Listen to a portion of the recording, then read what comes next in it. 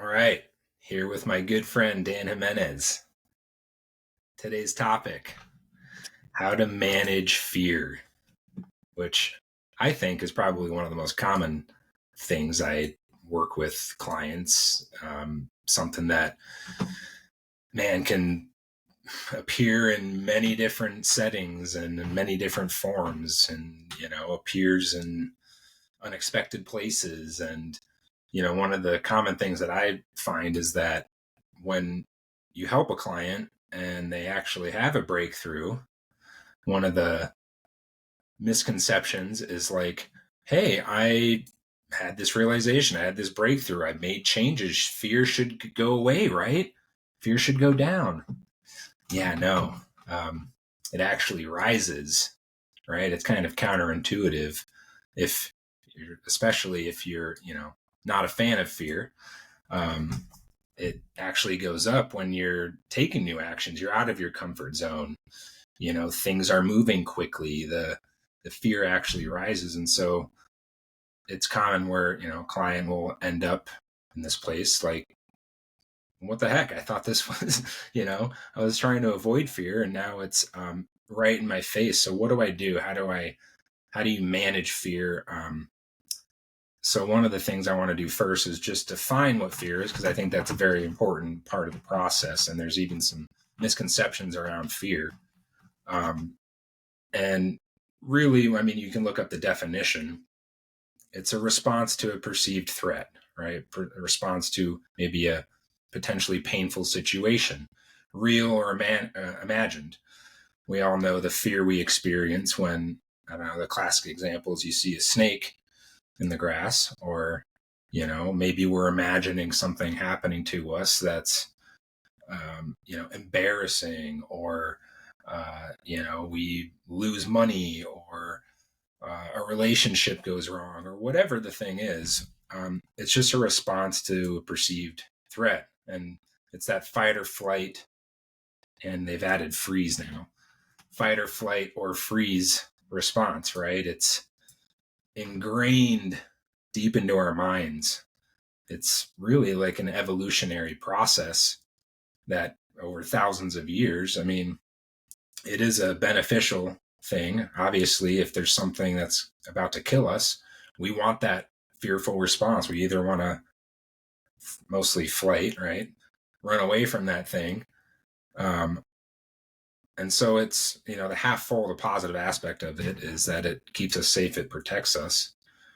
But there's a limit to it. It can make us freeze. It can limit action. It can keep us in action, right? So it becomes a limitation. But I wanted to at least acknowledge first and foremost that it is a necessary part of our brains, or who we are, the human experience, that it does have some value. It does have some benefits to it. Anything you'd add to that, Dan?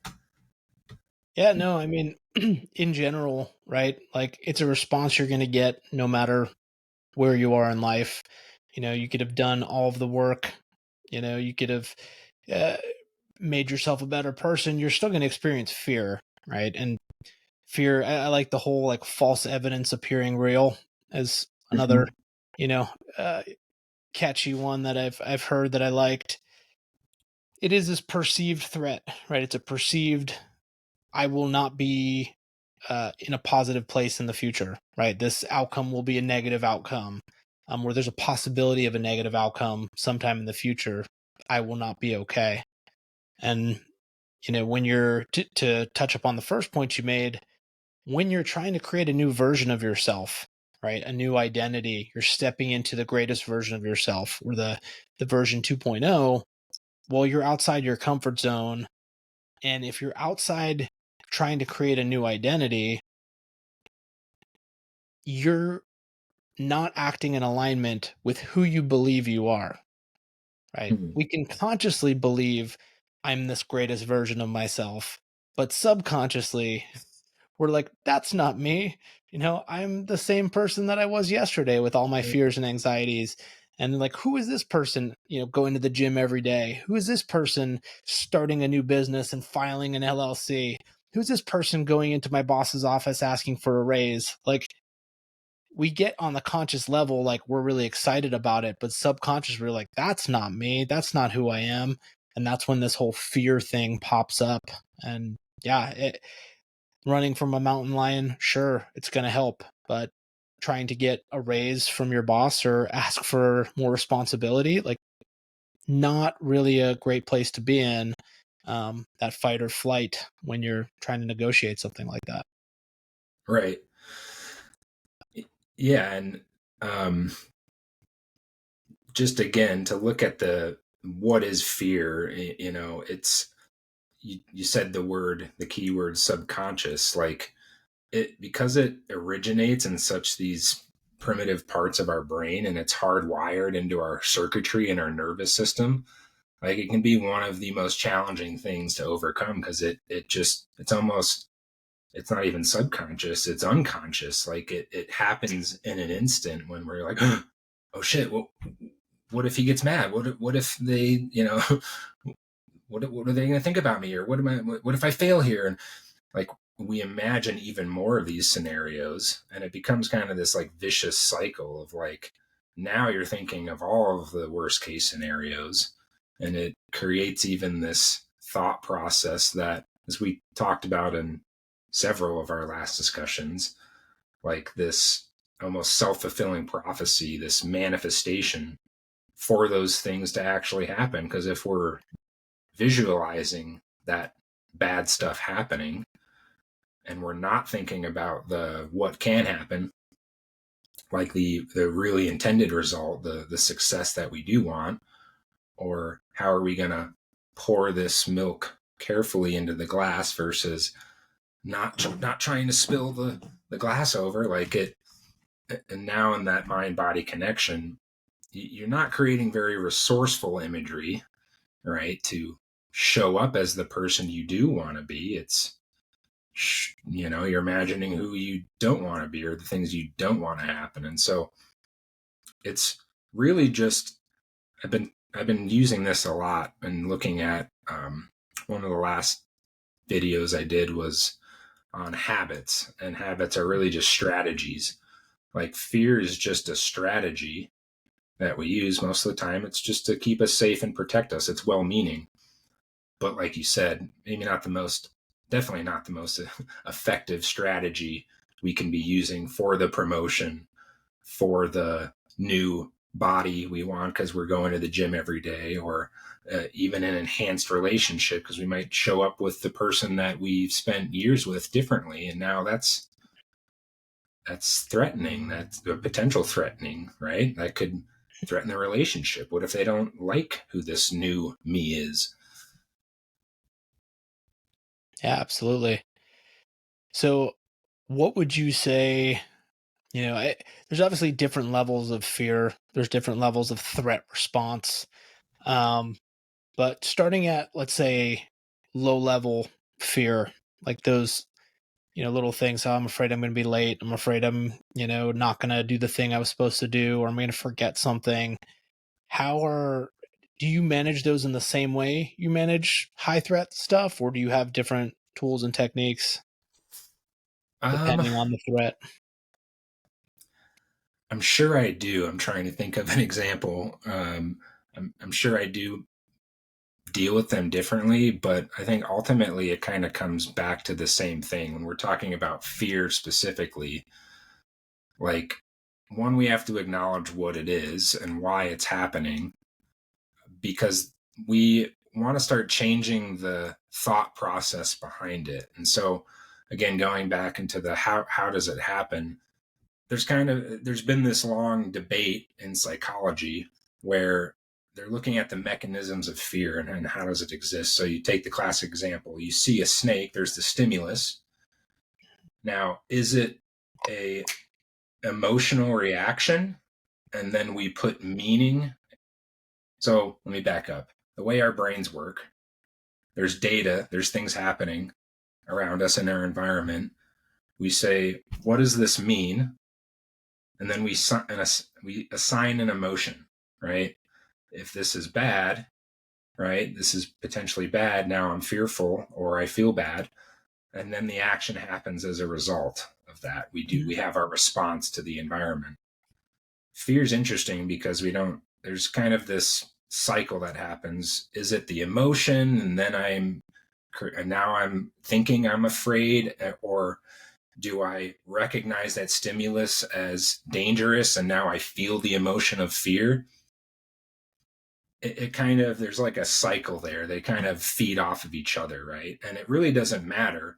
But the most important thing in that is there's something that we have that's under our control, which is how we're processing it, both the stimulus and the emotion that's occurring. So let's say, whatever the thing is, oh, it's 11:55 and I have to be at a meeting and, at noon, and I'm going to be late. And okay, hold on. The stimulus, right, was it's this time I have this important meeting, or it could be something, a greater fear. There's something happening and we're processing what's happening. We have control over the processing of the stimulus versus it just being this unconscious, there's a stimulus, now I'm afraid. And that, no, you can manage that by changing what the environment, what the stimulus means. So is that making sense so far? Yeah, to your point on the what came first, the emotion or the meaning, right? Like something that happens over time, you've heard like trauma gets stored in the body, right? Like Mm-hmm. emotion, it's it's in the body, right? It's the thing that comes up. So there is a meaning attached to it. If there was Mm-hmm. no meaning attached to it at all, it you'd be emotionless, right? Like you wouldn't have some sort of physical stimulus. But it doesn't necessarily mean that you see something, you sit there and think, how do I feel about this thing? Right. And Right. then kind of go into it. And I do find those the most interesting of when you're like, whoa, why am I reacting this way in this situation? Uh-huh. Just recently talking with a client of mine, and she was mentioning how in these situations, she's like, it's crazy. Like I will be about to talk to someone in person, and all of a sudden I freeze up, and it's just this like my heart rate raises, my sweat glands start pouring in. And Mm-hmm. sorry, can you hold on, let's pause for a Yeah. second. Yeah. Yeah. Sorry. Hey. Okay, awesome. All right, mother-in-law's going shopping. um Okay. so she was saying, she gets in these situations, blood pressure raises, she starts sweating a little bit, and she gets really nervous. And when she thinks about it consciously, she's like, there's no reason for me to get nervous right now. Like, there's no threat. I don't feel like I'm going to mess up.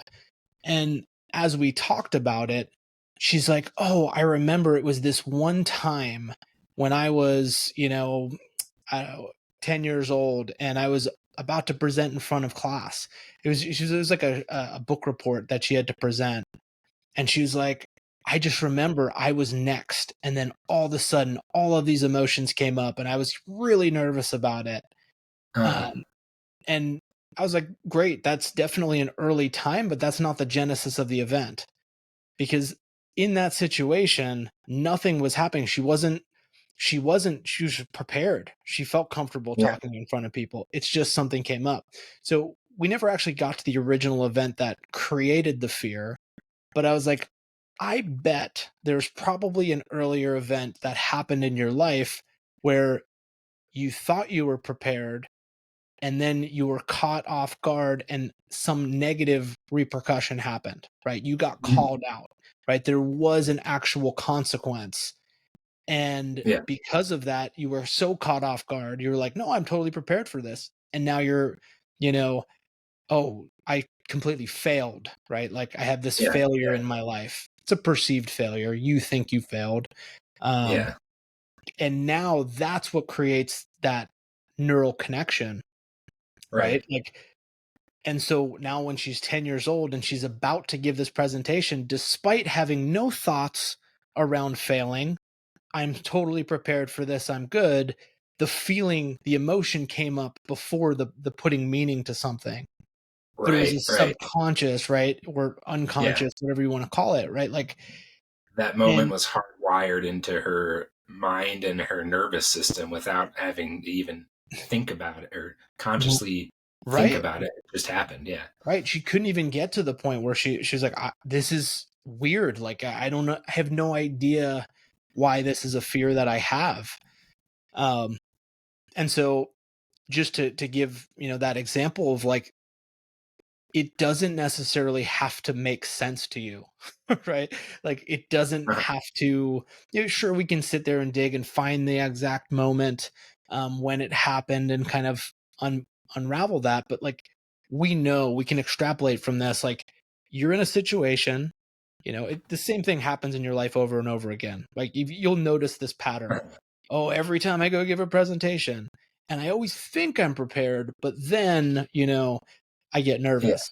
It's Yeah. it's it's different than I'm giving a presentation and I feel completely unprepared, right? Like that's Yeah. it's different. So like we don't need to get to that genesis, but we know, okay, this is what happens. This is the stimulus and this is the response that I have. I have fear in this situation. Now Exactly. we Yeah. can kind of unravel that from that piece. Yeah. Love it. That's a great example. And that's really what I'm getting at is because the fear most of the time is a largely unconscious, subconscious process that's happening. And it could be based on past traumas, past experience, in large part it is. Sometimes it's almost inexplicable, but the more we bring awareness, oh, that's why I feel, oh, it's back to that thing that happened when I was 5 years old. And now you can know it for what it is. But even just bringing awareness into that process and begin to change, what does this moment mean right now? Is this imagined? Oh no, this is based on something in the past. Okay, this is different. I am prepared now. I know my stuff. This fear is just, it's natural. It's, making sure it's an old, deeply ancient part of me making sure I'm okay. Thank you. I appreciate it. Thanks for having my back. But, I got this. And here's the other interesting thing about fear is that there's some of the same chemical, biological processes happening for when we feel elated or when we feel these more pleasurable experiences. And what I found interesting, it's just a side note, but you look at the definitions, the traditional definitions out there of fear is it's unpleasant, it's distressful, it's all this half empty connotations and meanings around it. But if we know it has the same kind of chemicals as a pleasurable experience, could be an adrenalized state. We like maybe an example would be, this isn't for everyone, but watching scary movies, we kind of like that getting spooked a little bit, right? Like, or Halloween time, right? Or for the adrenaline junkies out there that really thrive off of it, like the actual feeling of fear can be pleasurable. And if you can even train your mind to say, I love this feeling. I've never felt more alive. And you get used to it and it empowers you because that's really what fear does. Makes you more alert. Even having a spike of adrenaline gives you superhuman strength, right? Yeah, it Like heightens your Gravis awareness. lifting cars off of kids, right? The Yeah, what you're saying? Yeah, it's the heightened alertness, heightened awareness, heightened sense of focus. You know, to your point of those feelings, nervousness and excitement Mhm. physiologically are the same feeling, right? Like all of those same chemicals are dumping, like all the same things happen, for the most part when you're nervous or when you're excited. It's just kind of the thought pattern that's going on in your head. It's the story behind it.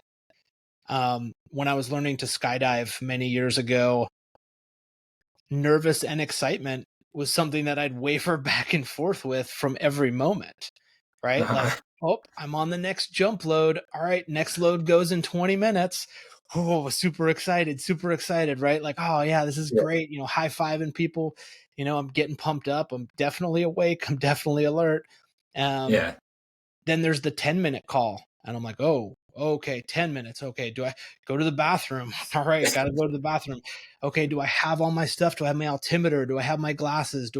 Is the altimeter set to 0 before I get on the plane? Is my chest Yeah. strap done? Have I checked my reserve chute? Like, you know, the closer it got to go time, like Yeah. the excitement went more to nervousness, but it was all the Mhm. same feeling. It was just the thought of like, oh, now I'm closer to this potential threat.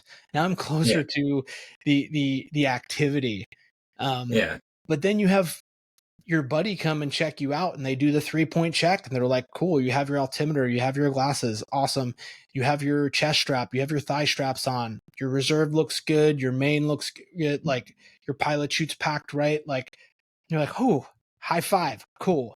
You give like Yeah. the slap and knuckles, right? Have a good Yeah. jump, right? Blue skies, right? Like then you start getting excited again, right? And Yeah. it's this it definitely it's a really interesting, that's where I've probably experienced it the most, where you're getting both of those inputs that are Yeah. wavering back and forth, and it really is where your head's at.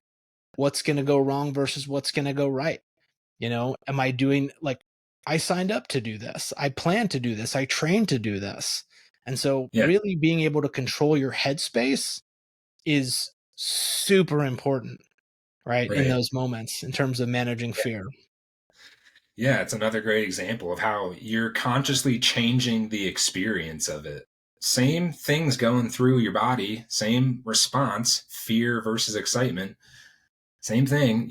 But how you're processing it. And to the example of, your friend, like now can you say, oh, this, what I'm feeling, this fear is actually, I'm going to show up excited. I'm going to show up with passion. I'm going to show, this is my moment. And I'm going to, man, I know my shit. I've been preparing. I got this down. I can't wait to crush this interview or conversation or even public speaking, like one of the top fears, right? And Right. in the world. I mean, now how that physiological like process that's happening actually enhances you, again, makes you more alert, makes you more active, energetic, like you're changing the meaning of it. And you do that over and over again. You do it with repetition, you do it with intensity, and you rewire how it's happening, the experience for you in your brain, literally. And so you take this, what was largely an unconscious process that was mostly this reptilian, old part of your brain happening, to bringing more awareness and consciousness, critical thinking and logic and reason and consciousness into the process. And that's the biggest thing that I can say for any type of fear, small, large, being like the most important, best thing that you can do. Yeah, no, absolutely. You know, where the mind goes, right?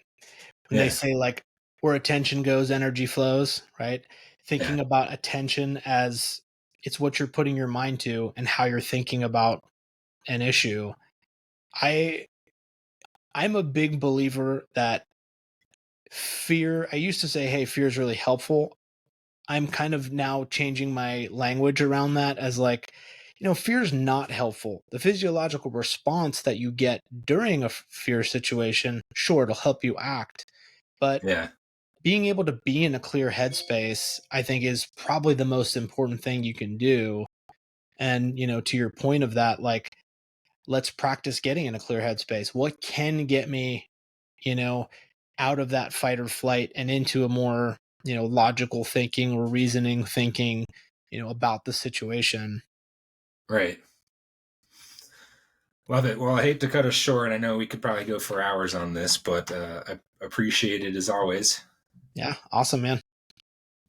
Cool. Thanks everyone for joining in, listening, and watching, and stay tuned for more. Cool. I know you have a client, right?